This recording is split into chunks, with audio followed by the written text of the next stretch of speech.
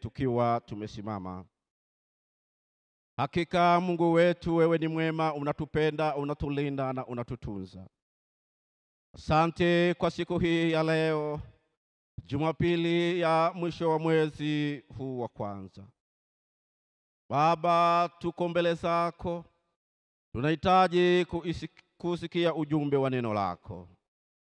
Tunaomba ufungue ufahamu wetu wa kiakili na kiroho, tulipokee vema neno hili, litujenge, litusaidie katika maisha yetu ya kila siku. Tunaomba haya kwa Yesu Kristo Bwana Mwokozi wetu.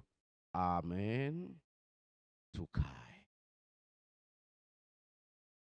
Ndugu zangu wapendwa, ni wakati wa kwenda kusikiliza neno la Mungu.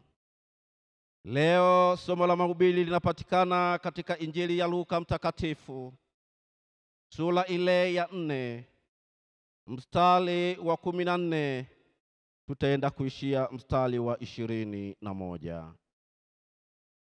Luka mtakatifu, sura ya 14,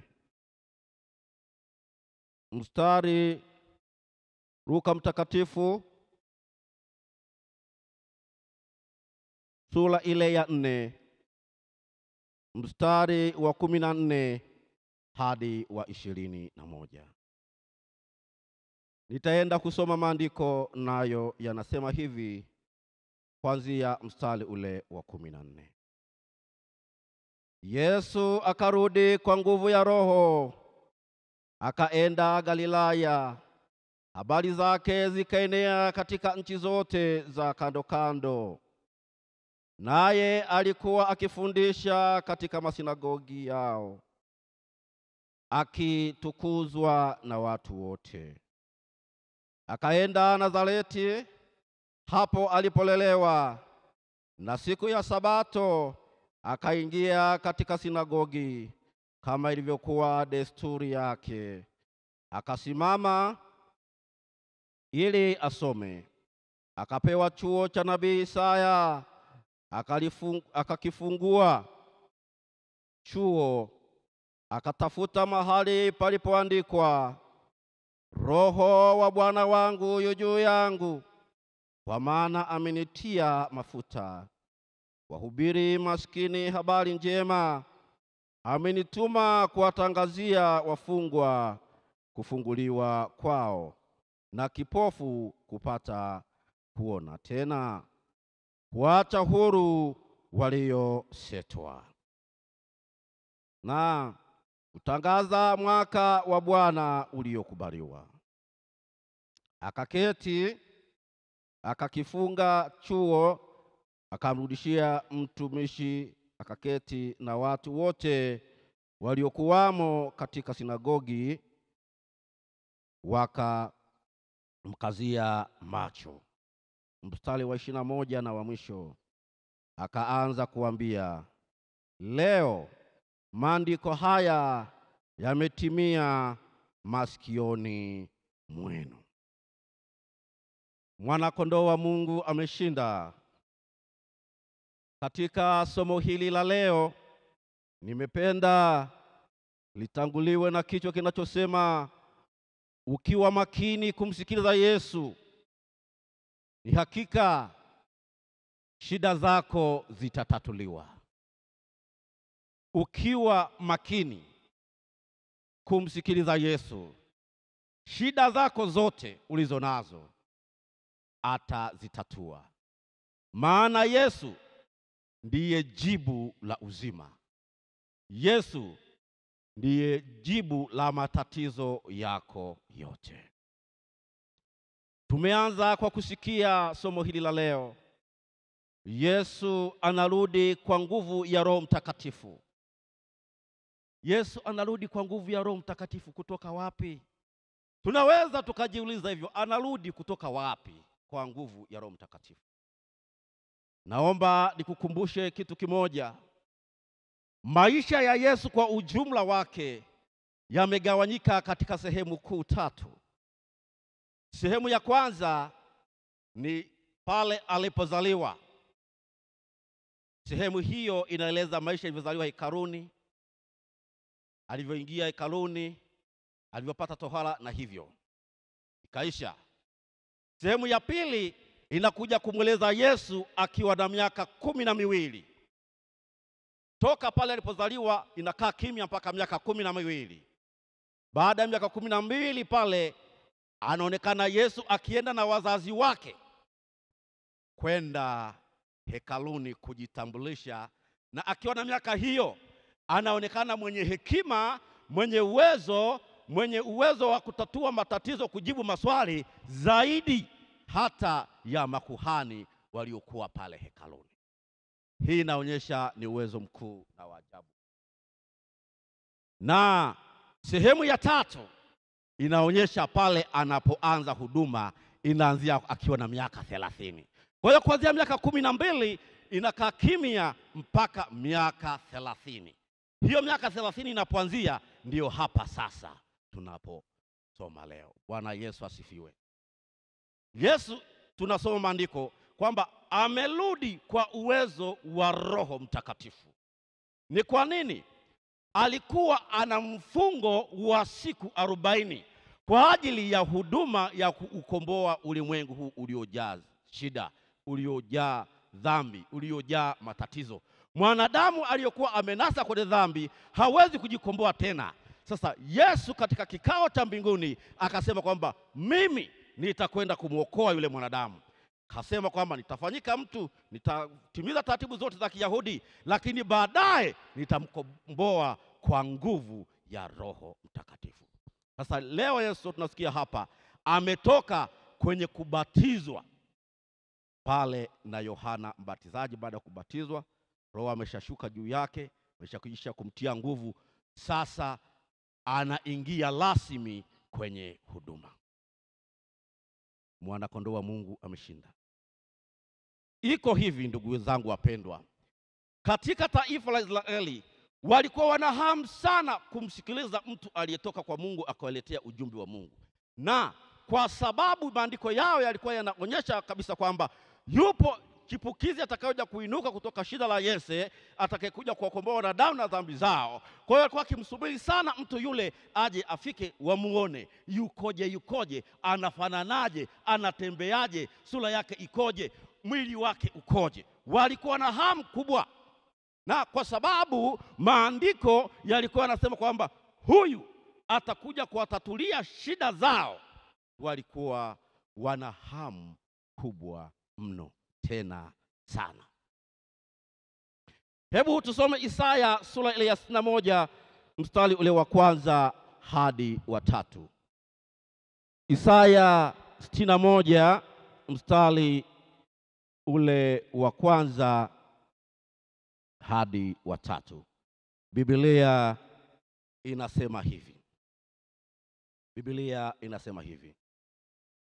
Ukianza kusoma ule mstari wa 20 kule nyuma kabla ya 61, inasema chipukizi litapatikana, chipukizi lilolipanda mimi mwenyewe, kazi ya mikono yangu mwenyewe, ili mimi nilitukuze. Mdogo atakuwa elfu na mnyonge atakuwa taifa hodari. Mimi Bwana ninayahimiza hayo wakati wake. Sasa ukiingia kwenye mstari wa sura ya 61 mstari wa 1 hadi wa 3, inasema Roho ya Bwana juu yangu, kwa sababu Bwana amenitia mafuta niwahubirie wanyenyekevu habari njema. Amenituma ili kuwaganga waliovunjika moyo, na kuwatangazia mateka uhuru wao, na hao waliofungwa habari za kufunguliwa kwao. Bwana Yesu asifiwe sana. Wakati ule naomba ufahamu ya kwamba anaposema nimewatangazia watu, nimewekwa kwa ajili ya kuwaweka huru watu. Ukumbuke kwamba taifa la Israeli wakati ule, hawa Wayahudi walikuwa chini ya dola la Kirumi wakitawaliwa kijeshi. Kwa hiyo masuala ya mamlaka ya jeshi walikuwa hawana kabisa. Wao walikuwa wanaongoza ibada tu kama tunavyoongoza ibada hapa, lakini masuala ya mamlaka na nini hawakuwa nayo kabisa.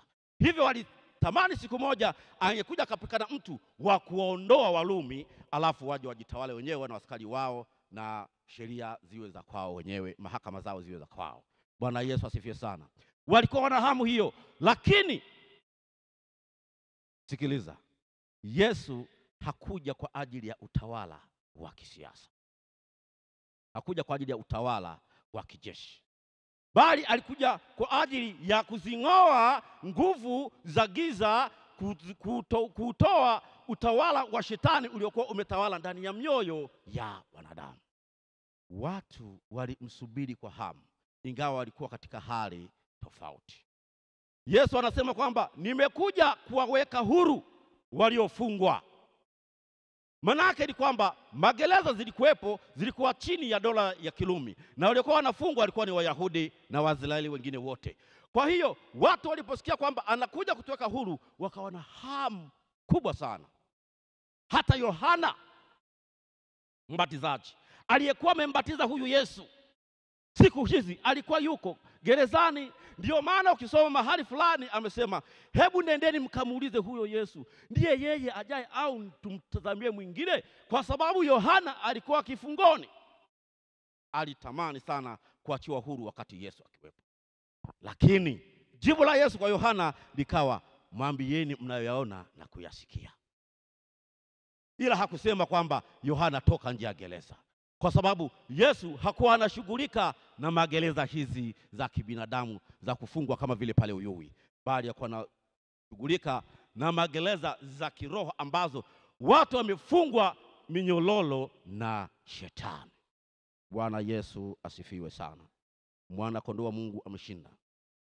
Hii sehemu tuliyosoma katika Isaya ilikuwa ikitoa unabii kwamba atakuja mtu wa namna hiyo atakayokuja kuwakomboa watu kutoka utumwa wa shetani.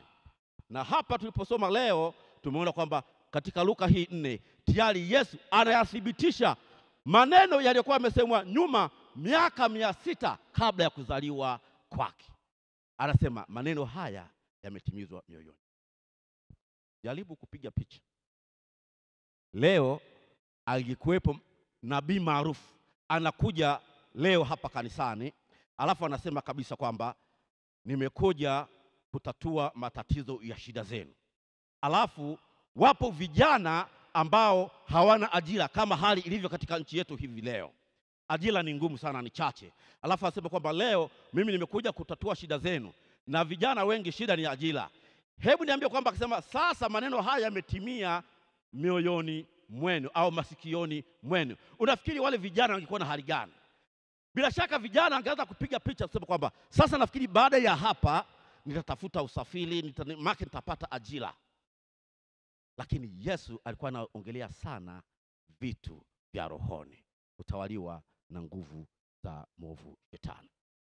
Ndugu zangu wapendwa, hayo aliyasema Yesu kuthibitisha umuhimu wa uwepo wake na kuonyesha ni jinsi gani sisi wanadamu tunatakiwa tumtii, kumfuata na kumsikiliza. Tusome kasehemu kadogo katika Matendo ya Mitume sura ile ya 26. Matendo ya Mitume sura ile ya 26.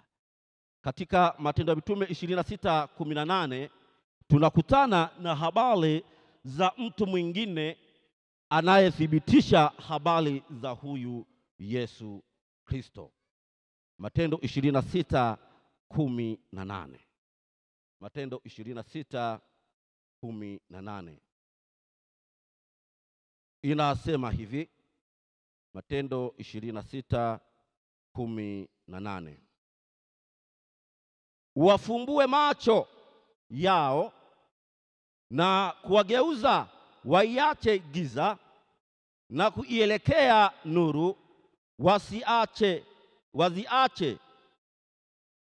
na nguvu za shetani na kumwelekea Mungu, kisha wapate msamaha wa dhambi zao na urithi miongoni mwao waliotakaswa kwa imani hiyo kwangu mimi.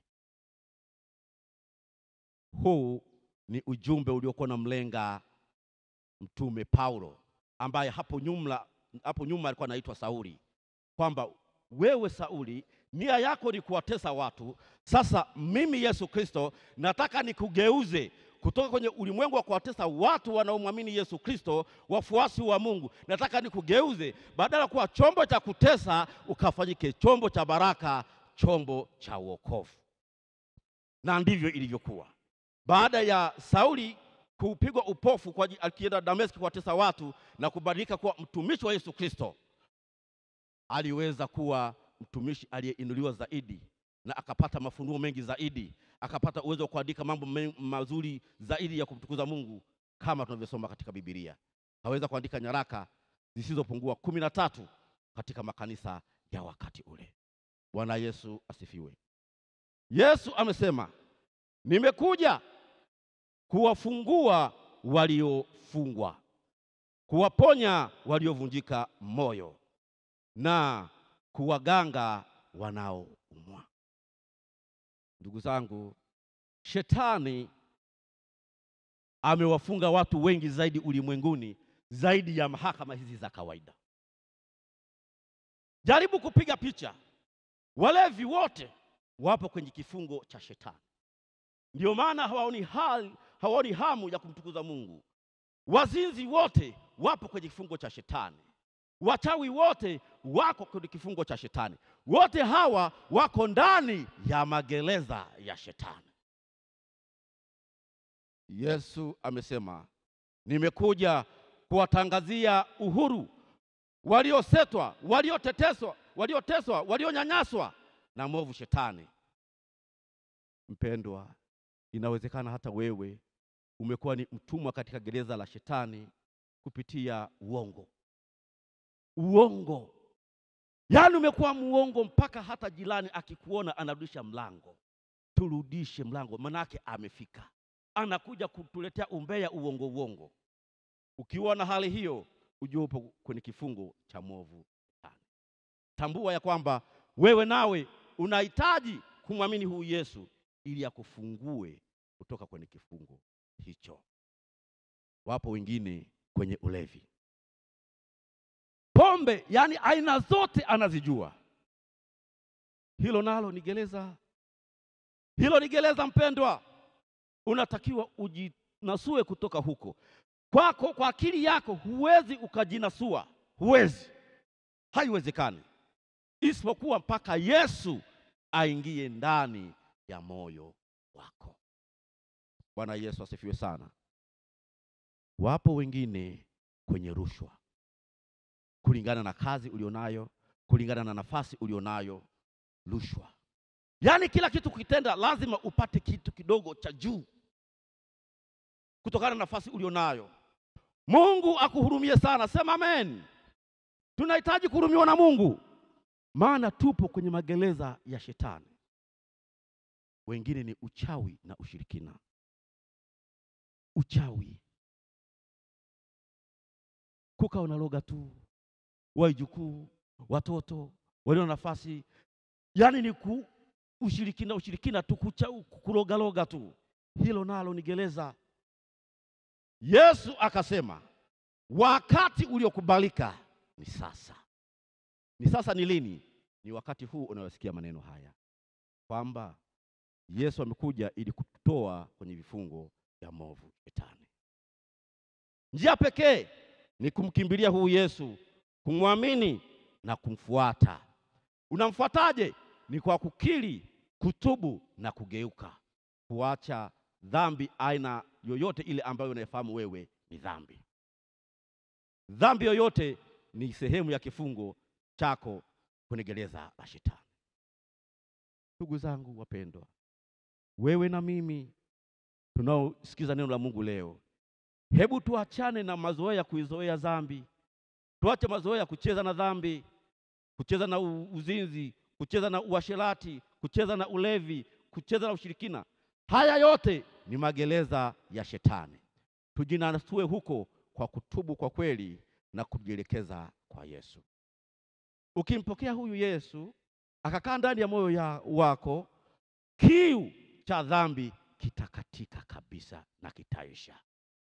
Utamwamini na atakushika mkono, atakutia nguvu, na mambo yako yatanyoka, yatakwenda vizuri, kwa sababu Yesu alisema, mimi ndimi njia, kweli na uzima. Mtu haji kwa Baba isipokuwa kwa njia yangu. Tuko hapa kanisani wote kwa sababu tunataka kwenda kwa Baba baada ya ulimwengu huu. Tutaendaje? Ni kwa kumpokea huyu Yesu katika mioyo yetu. Mungu abariki neno lake, atubariki sisi sote, tukawe watendaji wa neno, sio wasikiaji tu. Tunapoelekezwa, tunapokosolewa, tunaposhauriwa, tuwe tayari kubadilika. Mungu atubariki sana, tukayatendee kazi maneno haya sasa na hata milele. Tuombe.